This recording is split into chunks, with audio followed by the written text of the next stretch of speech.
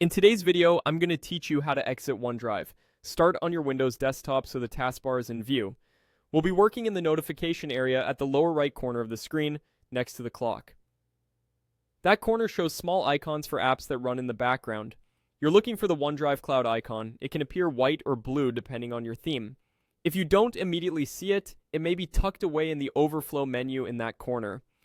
Once you spot the OneDrive cloud, click it to open the OneDrive panel. This panel shows recent activity and your current sync status. In the top right of that panel, click the gear icon to open settings. This opens the menu where you can control how OneDrive behaves. Before exiting, it's a good idea to pause syncing. Click Pause Syncing. This temporarily stops new uploads and downloads, which helps you avoid interrupting an active file transfer. If you're asked to choose a duration, any option works because we're about to close the app. Now you're ready to quit. In the same settings menu, click Quit OneDrive. A confirmation prompt will appear to make sure you really want to close it. Click Quit OneDrive again to confirm.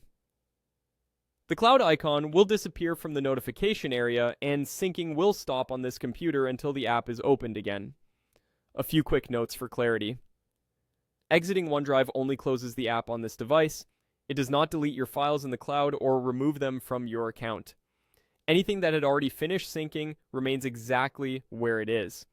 If a file was mid-sync when you paused, it will simply resume the next time OneDrive runs. If you rely on files being available offline, remember that quitting means new changes won't download in the background while it's closed. That's the whole process. Go to the desktop, find the OneDrive icon in the lower right corner, click it, open settings, pause syncing, and then choose Quit OneDrive and confirm. With these steps, you get a clean exit without risking partially synced files, and you can continue your work without the sync client running in the background.